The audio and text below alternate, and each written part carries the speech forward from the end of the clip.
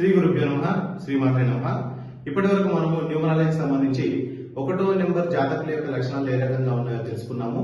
అదే రకంగా 1వ నెంబర్ మన డేట్ ఆఫ్ బర్త్ లో ఎక్కువ సార్లు వచ్చినప్పుడు వారి యొక్క లక్షణాలు ఏ రకంగా ఉన్నాయనేది మనం కిందటి వీడియోలో తెలుసుకున్నాము. అయితే 1వ నెంబర్ మిస్ అయింది. ఆ జాతకుని ఒక డేట్ ఆఫ్ బర్త్ లో 1వ నెంబర్ అనేది మిస్ అయింది. అట్లాంటప్పుడు ఎట్లాంటి రెమెడీ చేసుకోవాలనేది ఈ వీడియోలో చూద్దాము.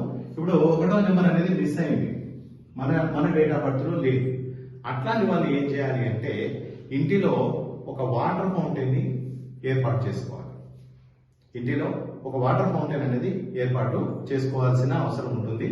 అట్లానే ఎక్వేరియం అనేది కూడా ఒక ప్లేస్ లో ఏర్పాటు చేసుకోవాలి. అంటే ఈశాన్యం సంబంధించినటువంటి తూర్పు నుంచి నార్తుకున్నటువంటి దిశలో ఒక వాటర్ ఫౌంటైన్ కానీ లేదా ఒక ఎక్వేరియాన్ని కానీ అక్కడ ఏర్పాటు చేసుకోవాల్సిన అవసరము ఉంటుంది. అట్లానే ఒక సూర్యుని యొక్క ప్రతిమ దొరుకుతుంది మనకి, అంటే రాయితో చేసింది ఒక సూర్యుని యొక్క ప్రతిమ దొరుకుతుంది. దాన్ని మనము ఈస్ట్ ఫేస్, అంటే మన తూర్పు ముఖద్వారం ఏదైతే ఉంటుందో దానికి 6 ఫీట్ హైట్ కన్నా 7 ఫీట్ హైట్ లో దాన్ని ఉంచాల్సిన అవసరము ఉంటుంది.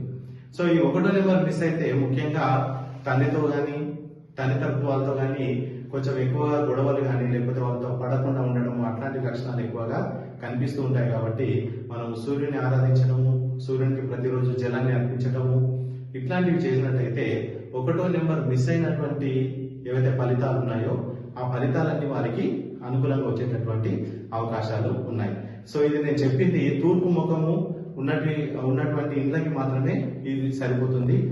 అలాగే ఇప్పుడు దక్షిణ ముఖం కానీ ఉత్తర ముఖం కానీ ఉన్నటువంటి ఇంట్లకి ఎక్కడ వాటర్ ఫౌంటైన్ ఏర్పాటు చేసుకోవాలి, ఎక్కడ మనం ఇది చేసుకోవాలనేది మీ యొక్క వాస్తు ఎవరైతే తెలిసిన వాళ్ళు ఉంటారో వాళ్ళతో చూపించుకున్న తర్వాత మాత్రమే ఆ దిశలో అది పెట్టుకుంటే మీకు మంచి రిజల్ట్స్ వచ్చేటటువంటి అవకాశాలు ఉన్నాయి.